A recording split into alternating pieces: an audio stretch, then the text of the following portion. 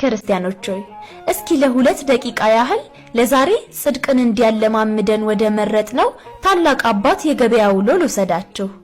ባህታዊው አባ አጋቶን በአራተኛው መቶ ክፍለ ዘመን በገዳማ አስቄጥስ የነበረ መነኮስ ሲሆን ትዕግስቱ፣ ደግነቱ፣ አርምሞ፣ ትሩፋቱ ከመነገር በላይ ነው።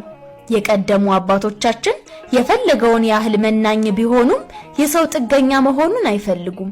ሊሰራ የማይወድ አይብላ የሚለውን መለኮታዊ ትእዛዝ መሰረት አድርገው ከተጋድሎ በተረፋቸው ሰዓት ስራ ይሰራሉ። ሰሌን፣ እንቅብ፣ ሰፌድ የመሳሰለውን ይሰፋሉ።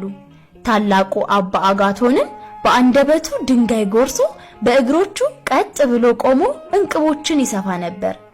ታዲያ አንድ ቀን እንደ ልማዱ የሰፋቸውን 5 እንቅቦች ተሸክሞ ወደ ገበያ ሲሄድ መንገድ ላይ አንድ ነዳይ ወድቆ ያገኛል። እንደደረሰም ስመ እግዚአብሔር ጠርቶ ይለምነዋል። አባ አጋቶን ከእንቅቦቹ ውጪ ምንም ነገር አልነበረውምና እንቅቡን እንካ አለው። ነዳዩ ግን ወይ የሚበላ ካልሆነም ገንዘብ እንደሚፈልግ ይነግረዋል። ወዲያው ደግሞ የምትሰጠኝ ነገር ከሌለህ ለምን ወደ ገበያ ተሸክመህ አትወስደኝም አለው። የነዳዩ አካል እጅግ የቆሳሰለ በመሆኑ እንኳን ሊሸከሙት ሊያዩትም የሚከብድ ነበር። ጻድቁ ግን ደስ እያለው ያለማመንታት አንስቶ ተሸከመው። ከረጅም መንገድ በኋላ ከገበያ በመድረሳቸው አውርዶ ከጎኑ አስቀመጠው። ያ ነዳይ አላፊ አግዳሚውን ሁሉ ቢለምንም የሚዘክረው አጣ። አባ አጋቶን አንዷን እንቅብ ሲሸጥ ስጠኝ ይለዋል፣ ጻድቁም ይሰጠዋል። እንዲህ ስጠኝ እያለ የ5ቱንም እንቅቦች ዋጋ ያ ነዳይ ወሰደበት። አባ አጋቶን ግን ምንም ቂጣ ባይገዛ በሆነው ነገር አልተከፋምና ሊሄድ ሲነሳ ነዳዩ ወደ ቦታ የተሸክመህ መልሰኝ አለው። አባቶቻችን ትዕግስታቸው ጥግ የለውምና ጎንበስ ብሎ በፍቅር አንስቶ አዘለውና ሄደ። ካነሳበት ቦታ ላይ ሲደርሱ ይወርድለት ዘንድ ጻድቁ ቆመ። ነዳዩ ግን አልወርድም አለ። ጻድቁ ግን ዝም ብሎ ቆመለት። ትንሽ ቆይቶ ግን ስለለቀቀው ሊያየው ዞር ቢል መሬት ላይ የለም።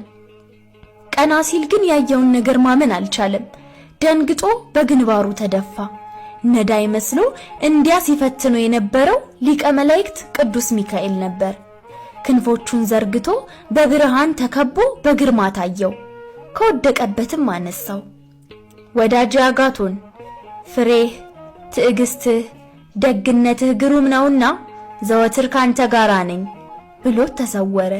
ጻድቁም በደስታ ወደ በዓቱ ሄደ። አባ አጋቶን ተረፈ ዘመኑን በአርምሞ ኑሮ አርፏል።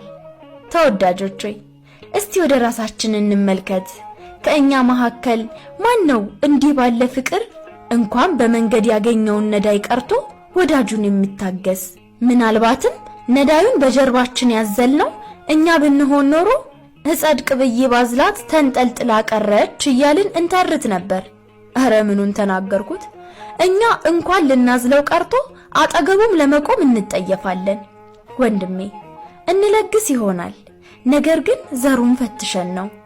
እህቴ የታመመችዋን እንጎበኝ ይሆናል፣ ነገር ግን ከዚህ በፊት ስለ ጎበኞችን ይሆናል። ወዳጆቼ የስሌት ክርስትና የለምና ራሳችንን ቆም ብለን እንፈትሽ።